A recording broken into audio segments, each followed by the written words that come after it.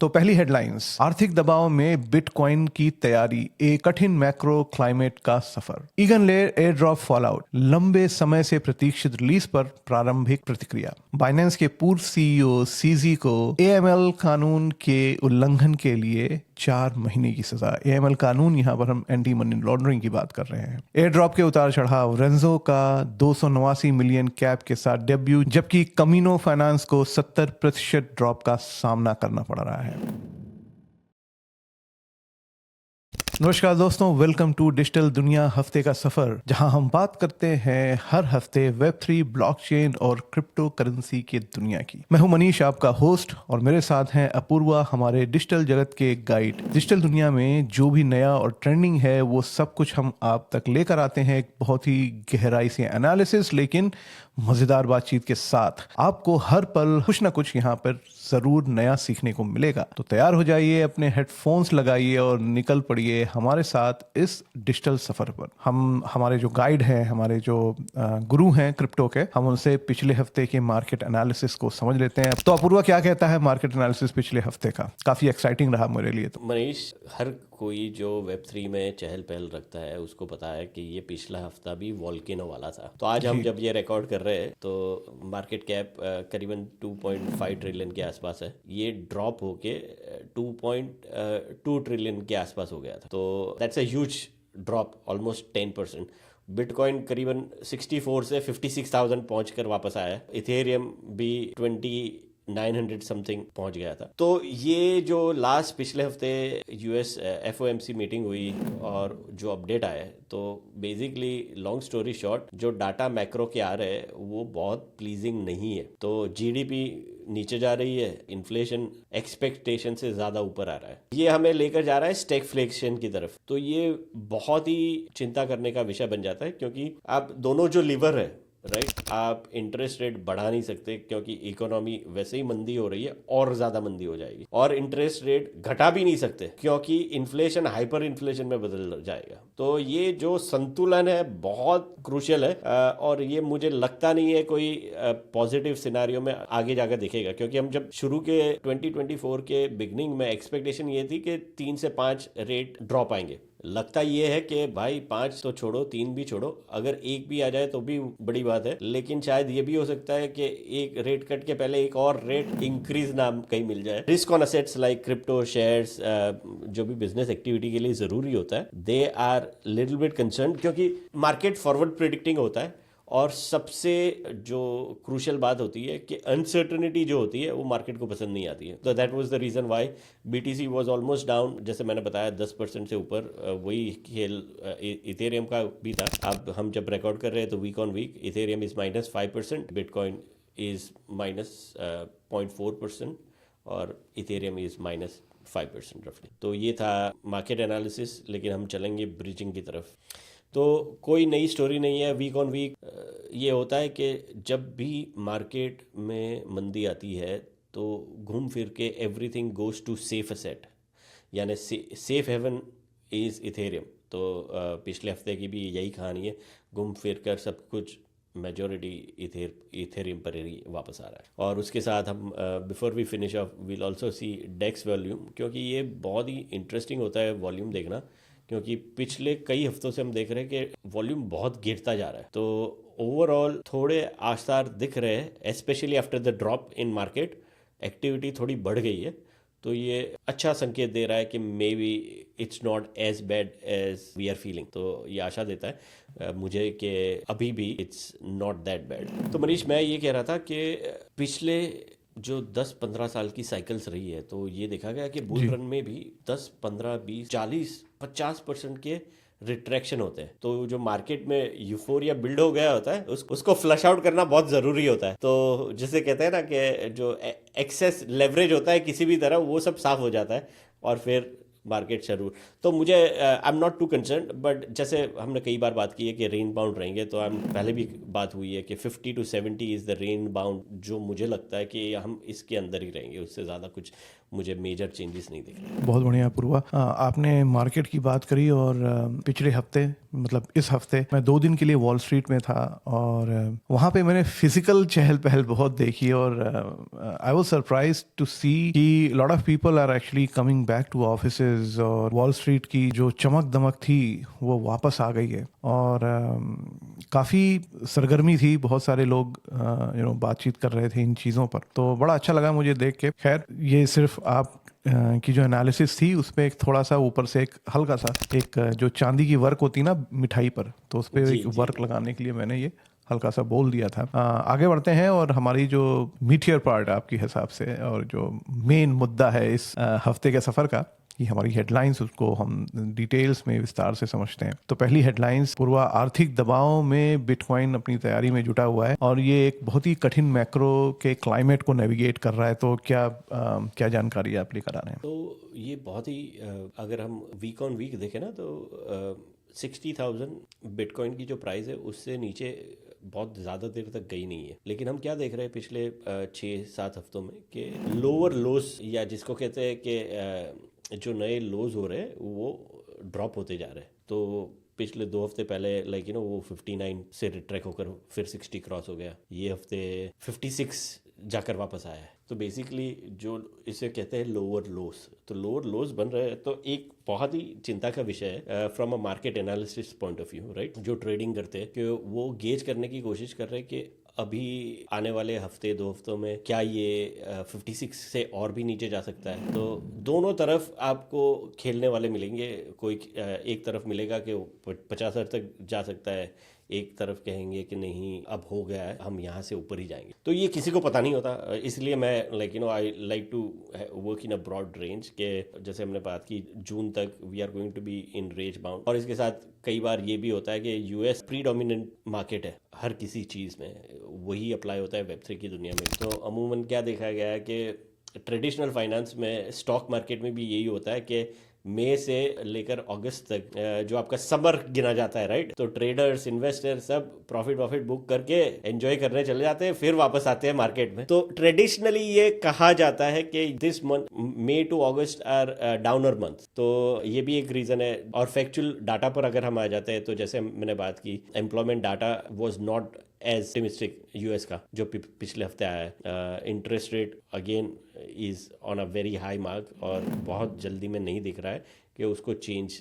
किया जाएगा। अगर होगा तो भी चांसेस आर के पहले ऊपर हो सकता है नीचे की जगह। तो ये इन कारणों की वजह से बिटकॉइन पे दबाव बहुत है। उसके साथ हमने पहली बार बिटकॉइन ETF में आउटफ्लो देखा है, नेट आउटफ्लो करीबन $560 मिलियन।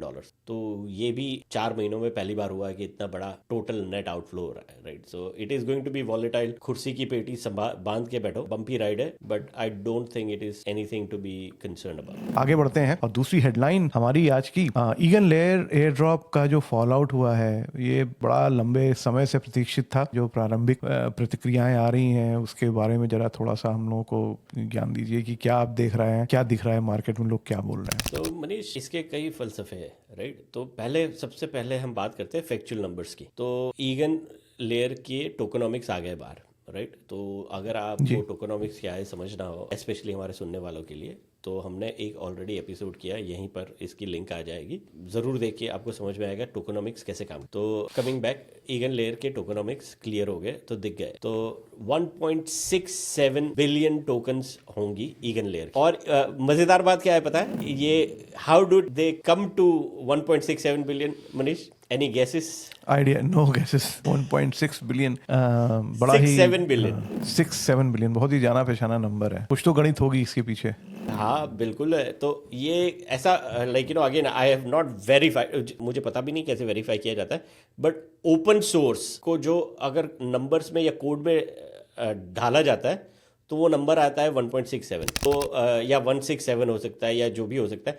तो because of that reason they chose 1.67 billion token. तो मुद्दे की बात करते हैं। टोटल टोकन्स है 1.67 बिलियन, उसके अंदर से 45% रिजर्व फॉर कम्युनिटी इनिशिएटिव, बहुत बड़ा चंक है जो ईगन लेयर फाउंडेशन को जाएगा और कम्युनिटी को जाएगा और वहां से उसका संतुलन बना रहे, नंबर 1। फिर चलते हैं करीबन 29.5% इन्वेस्टर्स के लिए। ये जब भी ऐसा बड़ा नंबर आता है तो मुझे थोड़ा I get little bit uncomfortable, और उसके अगेन इट्स नॉट राइट और रॉन्ग, ये स्पेक्ट्रम है। तो ऑन अ पॉजिटिव एंड बहुत सारे लोगों ने ईगन लेयर में बहुत सारी वैल्यू और पोटेंशियल देखा बहुत टाइम पहले से, तो उन्होंने बहुत सपोर्ट किया है, तो लाजमी बनता है कि उनका भी कुछ स्टेक होना चाहिए। लेकिन again we don't know whether 29.5% is a good number और नॉट, बट ये है। उसके साथ 25.5% जो है वो कंट्रीब्यूटर्स के लिए है, तो जिन्होंने ये प्रोजेक्ट बनाया है। तो आप ये समझ लो 55% सर्कुलेशन इन्वेस्टर्स और फाउंडर्स और टीम के बीच, तो दैट्स अ ह्यूज नंबर।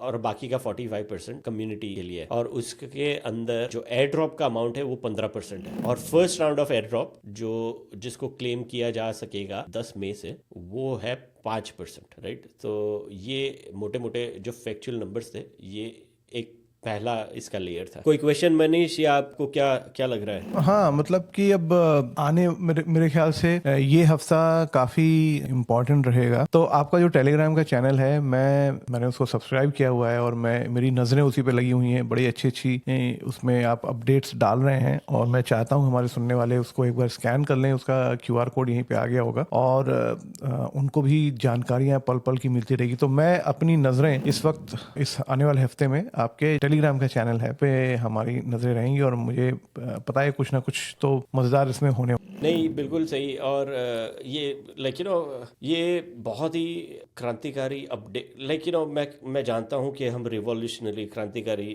का शब्द का काफ़ी प्रयोग करते हैं Web3 में, क्योंकि इतना सारा डायनामिक चेंजेस बड़े बड़े हो रहे होते हैं और उसके इम्पैक्ट बहुत आउटरीचिंग हो सकते हैं। And this is going to be a milestone in this whole Web3 journey. इसीलिए मैं यूज़ करता हूँ। बट अगर मैं आज ये पॉइंट पर ये कह रहा हूँ कि बहुत ही क्रांतिकारी हो सकता है, उसके लिए हम पूरा एक एपिसोड करेंगे जो ईगन लेयर लॉन्च और क्या है उसके डिटेल में जाएंगे। अब जो इन्फॉर्मेशन आ गई है, राइट, कि क्या होगा ईगन टोकन के साथ, कैसे काम करेगा, उसके ऊपर हम बनाएंगे। तो मुद्दा ये है कि फॉर आज की हेडलाइन के लिए हमने फैक्चुअल बात कवर कर ली। अब बैकलैश की बात कर लेते हैं। तो भाई पंगा ये हो गया कि 2,80,000 रफली वॉलेट्स क्वालिफाई हुए ईगन लेयर के एयरड्रॉप के लिए। लेकिन बिकॉज ये EigenLayer was founded and developed in US, right. Sreeram Kannan जो फाउंडर है, करता है ईगन लेयर के, वो वॉशिंगटन यूनिवर्सिटी में प्रोफेसर है। ये PhD रिसर्च भी उन्होंने वहीं से की है, राइट। तो उनको बहुत मुश्किल और मशक्क़त होती है कि ये कैसे रेगुलेटरी फ्रेमवर्क में बेस्ट कदम लिया जाए। तो उन्होंने क्या कर दिया कि उन्होंने जियो ब्लॉकिंग और VPN ब्लॉकिंग के साथ ये एयरड्रॉप अनाउंस किया है। तो इसका मतलब ये है कि अगर आपने पार्टिसिपेट किया है, आप US में हो, कनाडा में हो, इंडिया में हो, यानी कोई भी जियो ब्लॉक्ड या VPN ब्लॉक्ड जगह पर हो, तो आप उसको क्लेम नहीं कर सकते। तो लोगों का आक्रोश बहुत बढ़ गया है कि भाई आपको जब यूजर्स चाहिए थे तो ये ब्लॉक आपने दिखाया नहीं है, और जब माल आ रहा है तो आप ब्लॉक कर रहे हैं। हाँ, तो ये बहुत ही लाजमी क्रिटिसिज्म है। I completely agree to that. और मैं उनका ये नेविगेट जो कर रहे हैं अनक्लियर रेगुलेटरी फ्रेमवर्क के बीच में से, तो ये बहुत ही ज़रूरी था कि ये तो क्या इसमें US वालों को अलाउ नहीं करेंगे, या मतलब US का जियो ब्लॉक रहेगा या क्या होगा, क्योंकि यहाँ पे रेगुलेटेड नहीं है? नहीं, तो मनीष, अगर उनके मैप देखता हूँ तो मुझे कई बार ये होता है कि US कनाडा के अलावा दूसरा सब खुला होता है, लेकिन इनके जो मैप दिया है तो पूरे ग्लोब में everything is red, 20% is not red. जैसे दुबई हो गया, सिंगापुर हो गया, ऑस्ट्रेलिया, न्यूजीलैंड हो गया, राइट। तो कई चने कंट्री यूरोप में हो गए, राइट। तो आपको ये लगता है कि भाई 80% is falling outside, but this is why इतना बैकलैश आया है। और उनका एक सबसे बड़ा बैकस्लैश का यही रीज़न था, but they are helpless based on what they have. उनके जो कम्युनिकेशन मटेरियल बाहर आ रहा है तो वो समझ रहे परेशानी। तो शायद मुझे ये लगता है कि वो इसके टाइम फ्रेम चेंज कर सकते हैं या लंबे समय तक ओपन रखेंगे। तो अगर कोई भी बंदा कहीं पर भी ट्रैवल कर रहा है इंटरनेशनल, राइट, और वो ऐसे जोन में गया, तो मान लो कि आपने पार्टिसिपेट किया और आपको एक मिनिमम अमाउंट मिला है, तो आप कहीं ओवरसीज गए तो वहां पर जाकर आप क्लेम कर सकते हो। क्लेम तो मतलब वो एक इंडिया जा रहे हैं पॉसिबिलिटी, तो दुबई में एयरपोर्ट से क्लेम करके आगे जी बढ़ सकते जी, इसी तरह हैं। से। अच्छा। और एक दूसरा और फाइनल पॉइंट इसका ये भी था, मिनिमम वॉलेट को 10 ईगन लेयर्स दिए गए थे, सिर्फ 10, अगेन सिर्फ 10 कहा जाता है। तो लॉट ऑफ ट्विटर पर और वेब3 में सबसे बड़ा जो घमासान युद्ध होता है शब्दों का, तो उसमें ये होता है कि भाई तुम्हें तो फ्री में मिल रहा है तो जो भी मिले ले लो, और दूसरे साइड पर लोग हैं जो, again I stand on the other side, ये फ्री में नहीं है, right? There is lot of effort, energy, time that is put in, invested, और वो एक्टिविटी की वजह से ही प्रोटोकॉल को गति मिलती है। तो there is a passive cost that is applied for the participant. लोगों ने पार्टिसिपेट करने के लिए एक कॉस्ट लगाई है, आप उसको फ्री नहीं कह सकते हो, राइट? तो हाँ, मतलब समय भी लगा है ना। जी, समय के साथ lot of learning, lot of, और स्मार्ट कॉन्ट्रैक्ट रिस्क भी होता है, राइट? तो अगर आपने अपने ईथर ईगन में जाकर डिपॉजिट किए, कंपैरेटिवली बहुत ही सिक्योर है, बिकॉज यू आर नॉट सिर्फ डिपॉजिट किए, but there is always a risk of smart contract. कोई हैक होता है या कोई प्रॉब्लम होता है तो वो खतरे में पड़ सकते हैं, तो that is also a risk you are taking, right? तो एनीवेज ये बहुत सारे बैकलैश भी हो रहा था, तो अब ये हो गया कि 2,80,000 जो वॉलेट्स है, हर एक वॉलेट को 100 एक्स्ट्रा ईगन टोकन मिलेंगे। तो इसका मतलब ये है कि जो मिनिमम टोकन वॉलेट है वो 10 की जगह पर 110 हो जाएंगे। तो वॉच दिस स्पेस, अगर आपने क्वालिफाई किया है तो ध्यान रखिए, आप follow the channels to understand how and where you can claim and when you can claim. बहुत बढ़िया पूर्वा, कितने अच्छे से समझाया आपने, और थोड़ा लंबा एक्सप्लेनेशन हुआ, तो मैं फटाफट यहाँ पर समय को बर्बाद ना करते हुए अपना जो डिस्क्लेमर है मैं दे देता हूँ। तो दोस्तों, ये जो चैनल है ये आपकी सुविधा के लिए है, आपका ज्ञान क्रिप्टो और वेब3 की दुनिया में बढ़ाने के लिए है। हम कहीं से भी आपको ये एडवाइस नहीं करते कि आप इसमें इन्वेस्ट करें। अगर आपको इन्वेस्ट करना है तो अपनी रिसर्च खुद करिए, या फिर किसी जो इन्वेस्टमेंट एडवाइजर्स हैं उनसे बात करिए। हम लोग इन्वेस्टमेंट एडवाइजर्स नहीं हैं, हम ये सिर्फ और सिर्फ आपको सिखाने के लिए, आपका ज्ञान बढ़ाने के लिए करते हैं। तो फटाफट आगे बढ़ते हैं हमारी तीसरी हेडलाइंस पर। तो अपूर्वा, बाइनांस के जो एक्स सीईओ हैं सीजी शांगपेंग झाओ, उनको ये जो एंटी मनी लॉन्ड्रिंग कानून का उल्लंघन जो हुआ और जो उनका पूरा केस चला, उनको 4 महीने की सजा सुनाई गई है। तो क्या और जानकारी है आपके पास इसके बारे में? ये बहुत ही, जैसे विटालिक एक बहुत बड़ा नाम है, राइट? सतोशी नाकामोटो एक जिसे कहते हैं ना कि वो नाम है, पता नहीं है वो उसके पीछे कौन है। उसी तरह से एक तीसरा बहुत बड़ा नाम है वेब3 की दुनिया में, वो है सीजी चेंगपेन झाओ। ये करता धरता है बाइनांस के, फाउंडर ऑफ बाइनांस, फिर सीईओ ऑफ बाइनांस रहे। ये भाई साहब ने इतना बढ़िया मार्केट वैल्यू क्रिएट किया बाइनांस एक्सचेंज के द्वारा, राइट? तो ये बहुत गति से, बहुत तेज 2017 से लेकर अब तक की उनकी जो ग्रोथ रही है बाइनांस की, और they have made like lot of money, but they have grown very fast. तो कोई भी अगर जहाँ पर क्लाइंट्स क्लैरिटी नहीं होती है तो कई कॉर्नर्स आपने कट करने होते हैं। जैसे आपको अगर example, just to put same thing scenario, जब उबर ग्रो हो रहा था, राइट, तो ट्रेविस भी, they were also cutting corners because they were growing so fast across the world, right? तो कई सारी चीज़ें छूट जाती है, टूट जाती है, लेकिन your aim is growth growth growth. तो उसी ढांचे में सीजी ने भी बाइनांस को बहुत आगे लेकर गया है ये पिछले 6-7 साल में। तो कई चीज़ें, एंटी मनी लॉन्ड्रिंग जैसे जो केसेस है, तो वो वैलिड भी है। उन्होंने $4 billion, $4.3 billion to be precise, दिसंबर में फाइन भी भरा है, राइट, डीओजे को, जब उनको वो लगाया था। ईमानदारी से वो उन्होंने कभी उसको डिफेंड करने की कोशिश नहीं की, जैसे FTX है, राइट, सैम बैंकमैन-फ्रिड, वो, और इनका यही डिफरेंस है कि ये बहुत ही हम्बल रहे और बहुत ही एक्सेप्टिंग रहे कि हाँ मेरे से गलतियां हुई है, हम बहुत फास्ट ग्रो कर रहे थे, but it was not intention, हमारा ये नहीं था। अगर कहीं कोई चूक हो गई है तो जाहिर सी बात है, मैं माफ़ी मांगता हूँ एंड आई एम एक्सेप्टिंग। उसी तरह से उन्होंने जो फाइन पे किया उनके ऊपर लगाया था वो भी पे किया, और ये उसी कार्रवाई का एंड है। तो कोर्ट ने बताया कि 4 महीने की सजा होगी आपको, तो वो भी उन्होंने ग्रेसफुली एक्सेप्ट कर लिया and is been going to serve 4 months in prison. अगर आपको इसका एक और कंपैरिजन पॉइंट मैं देता हूँ, तो यूएस में इतने सारे बैंकिंग एग्जैक्ट्स है, राइट। एंटी मनी लॉन्ड्रिंग तो चलो जो स्केल होता है तो वो इतना ऊपर नहीं आता है। 2008 के जो स्कैम्स हुए, राइट, वहां पर भी कोई भी बैंकिंग एग्जैक्ट को कभी भी कोई फाइन या सजा नहीं हुई। उनको तो सबको बेल आउट किया जी। गया। सजा तो खैर किसी को भी नहीं हुई। उनको पैसे मिले और ऊपर से वो अलग। तो ये फर्स्ट टाइम ऐसा हुआ है, बट दैट्स ओके। एक एटलीस्ट एक जो two wrong does not make it right, but चलो ठीक है।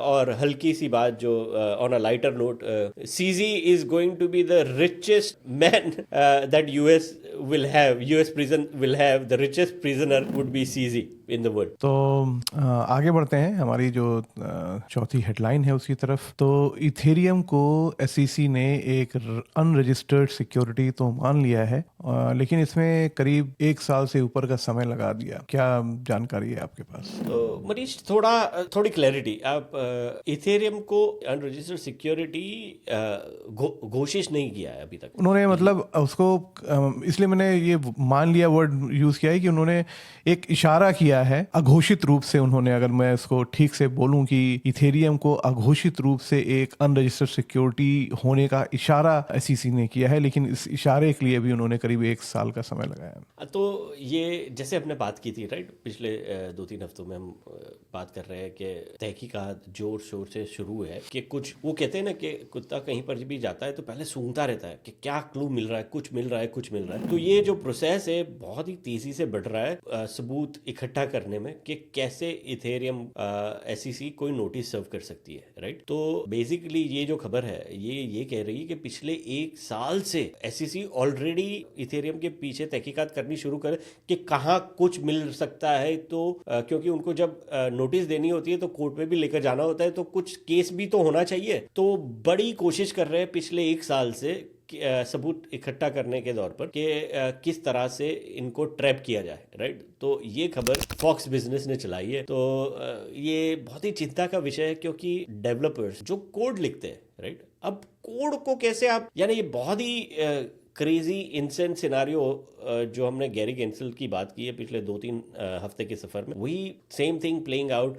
एक तरफ यूनिस्वैप को आप विल्स नोटिस देते हो, कंसेंसस को विल्स नोटिस गई है, कॉइनबेस को विल्स नोटिस गई है, और अब ये कोशिश वही कर रहे हैं कि किस तरह से इथेरियम को भी इसके अंदर लेकर आया जाए। तो इसके 2 पहलू है। तो it is not going to be के लेकर नोटिस मिल गई तो कुछ रिजल्ट आना है। It is going to be long drawn out court case. तो अगेन क्या फायदा होगा, कब होगा, किसको होगा, वो किसी को नहीं पता। बट एक जो है वो गवर्नमेंट रिसोर्सेज बहुत जाहिर हो रहे हैं, और Web3 में अगर प्रोजेक्ट का फोकस भी जाहिर हो रहा है और उनके पैसे भी, क्योंकि they are not focusing on building something better, they are focusing on fighting SEC। तो किसी को फायदा नहीं हो रहा है। बट ये आई थिंक ये समय का दस्तूर है कि ये फ्रिक्शन से ही प्रगति होती है, ऐसे ही इसी के साथ। तो ये मान के चलते हैं। लेकिन on a more practical note, why this becomes very important from a short term point of view, trading pricing के दौर पर ये बहुत सारी अनसर्टिनिटीज क्रिएट करता है। तो this could be a big scenario इन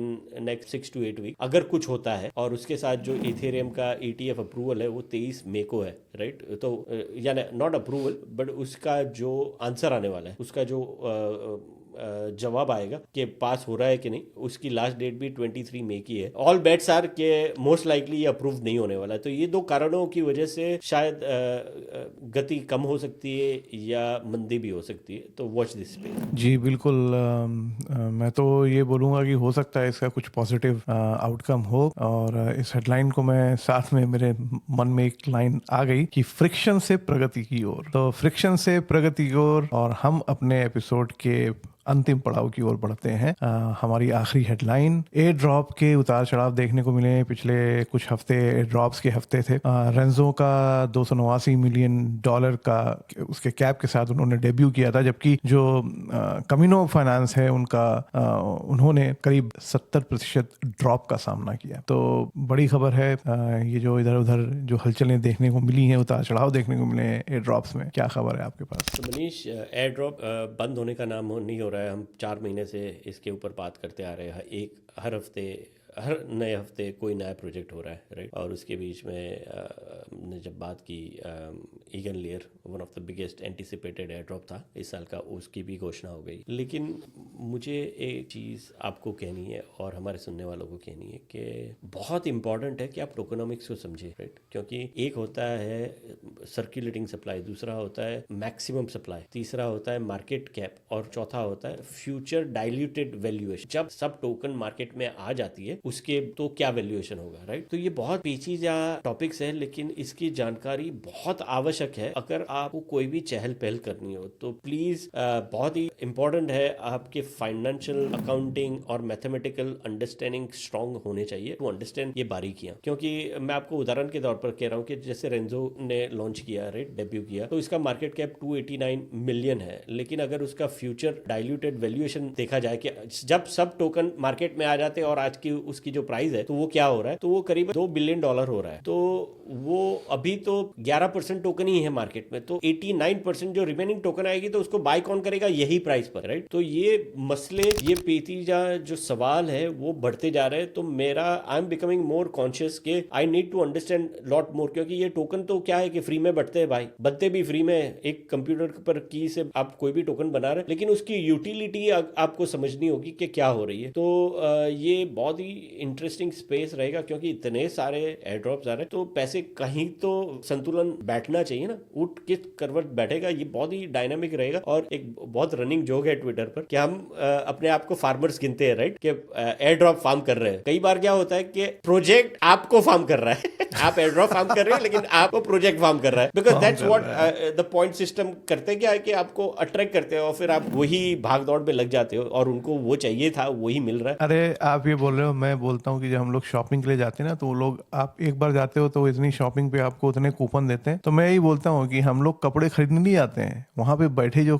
टंगे हुए कपड़े हैं वो हमको खरीदते हैं। जितनी बार जाते हैं हमको थोड़ा सा खरीद लेते हैं बिल्कुल वही सही बात हुई है। रेंजो फिनिश करते हैं कि उन्होंने 32% अलोकेशन रखा है कम्युनिटी के लिए, तो उसके सामने ईगन लेयर का 45% बहुत अच्छा लगता है। और इनिशियल जो REZ टोकन है, राइट, वो टोटल 10 बिलियन टोकन होगी और 1.15 बिलियन डिस्ट्रीब्यूट किए, यानी 11% के आसपास। तो वो बड़ा था, वो लिस्ट हो गया। जैसे मैंने बताया आपको, उसकी लिस्टिंग प्राइस भी जो वैल्यूएशन सेट हो रही है वो 18, 19, 20 सेंट के आसपास है। तो that turns out to be almost more than 1.5 billion की वैल्यूएशन हो गई थी उसकी फ्यूचर डाइल्यूटेड। बट चलते हैं कमीनो की तरफ।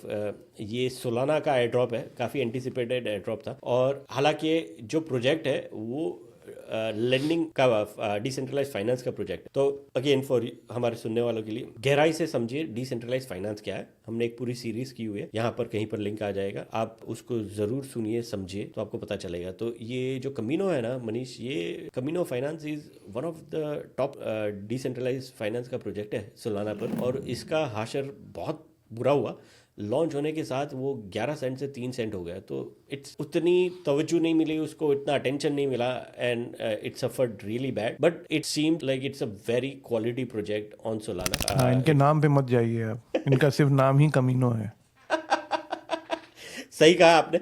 तो जैसे मैंने कहा 11 सेंट पर लॉन्च हुआ और within 1 hour it was down to काफी कमी। तो ये थी बड़ी आज की खबरें और उनके पीछे की गहराई। तो मैं आशा करता हूँ आपको और सुनने वालों को मजा आया होगा। धन्यवाद अपूर्वा, आपका ये जो इस हफ्ते का जो एपिसोड था, हफ्ते के सफ़र का, काफ़ी सूझबूझ रहा सफ़र था। तो दोस्तों, हम यहाँ पर एंड करते हैं हमारा आज का एपिसोड। मुझे पूरी उम्मीद है कि हमेशा की तरह आपको यहाँ पर इस एपिसोड से बहुत कुछ नया सीखने को ज़रूर मिला होगा। हमें फॉलो करते रहिए और मज़ीद डिजिटल खजानों की खोज में। अगली बार तक सवाल करते रहो, एक्सप्लोर करते रहो डिजिटल दुनिया। नमस्कार।